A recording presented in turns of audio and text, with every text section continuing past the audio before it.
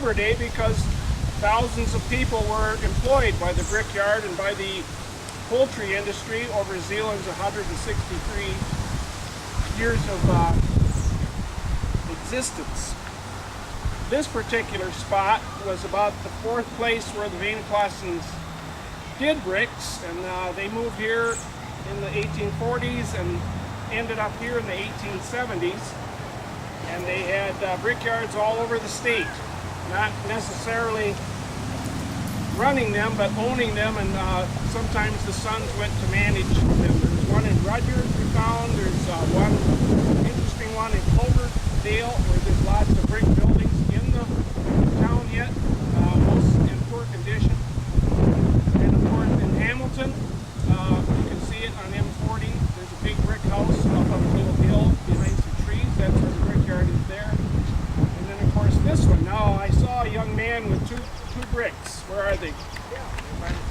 Okay, one, most people think of red and white. Actually, there were several variant colors of red, brown, orange, white, yellow, but the basic thing we remember today is that the bricks were used as a decorative design with mostly orange or red background with a yellow highlight in the eaves over the windows, and in a few cases just the opposite. There's one house in Zeeland on State Street there, the small house where the small family lives, and I tell that to second graders. It goes right over their head. Don Small and his wife and his small daughter who's now in college. What's the legacy of this? Well, the legacy is that we have an unusual amount of houses in this area.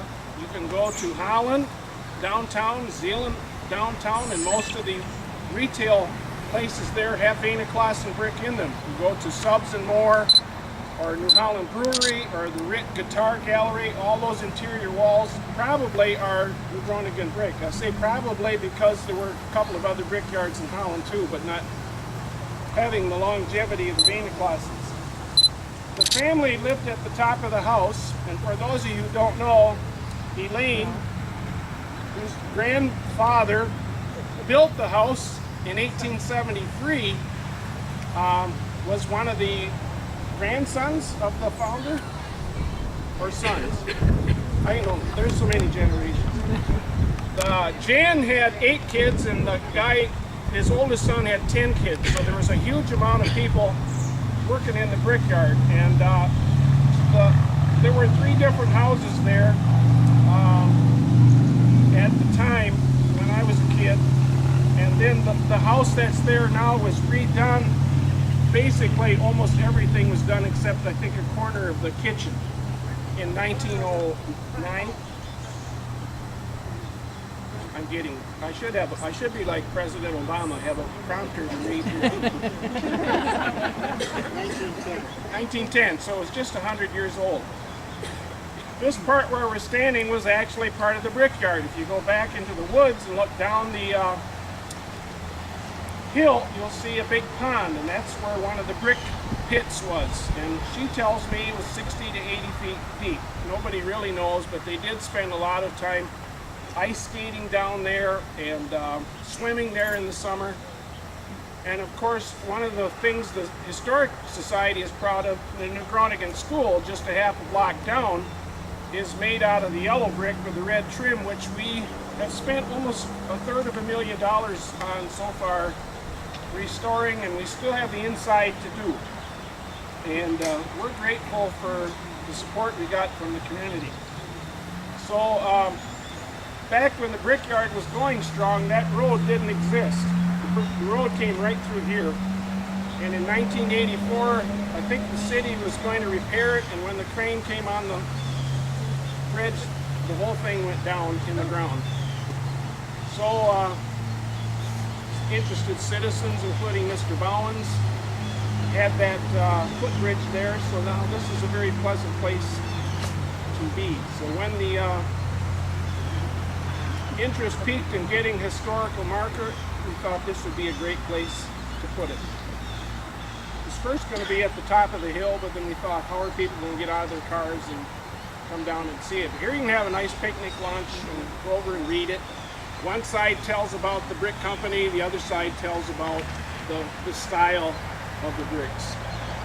So if anybody has any questions, otherwise we're going to go and unveil it. Okay, if you're a Veneklasen, would you raise your hand? Okay, we've got a number of the family here.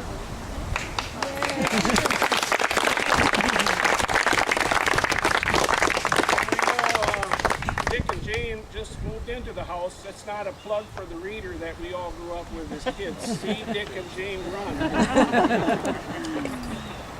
But they're living there now, and we think that house will be in the generations to come. We got some civic people here. I see our county commissioner. I see one of our city councilmen. We got the mayor, and we got the mayor, Mr. McGeehan, who's interested in that. That's an interesting thing. One of the last things, not last things.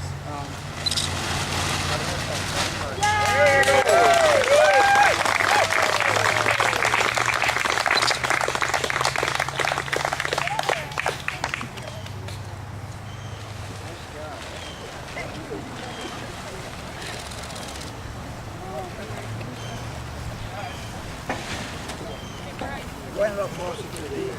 Come on, Brian, get in the picture. All those Here, in I'll take favor? a picture. Now let's get some more pictures here with the family.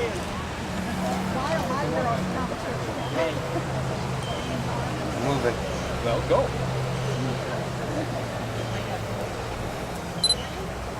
Mary.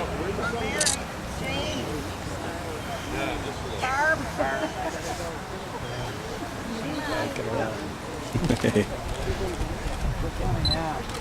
You can't see her right there. You're gonna be between the ladies. Oh, that's it. Okay. Well, I don't know. Okay, we gotta look at Go ahead and dress it. I don't want to see that.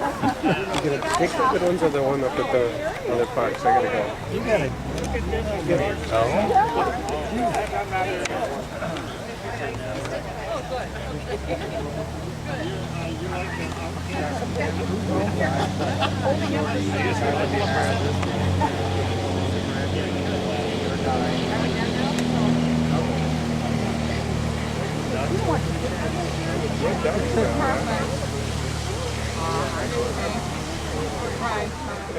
Jordy.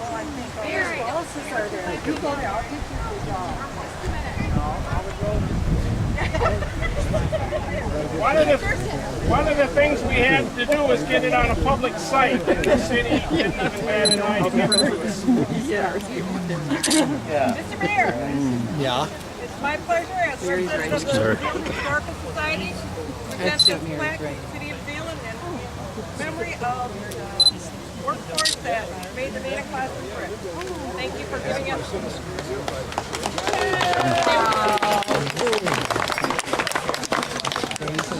Hey, if you haven't read the other side, it's a whole different text about the family.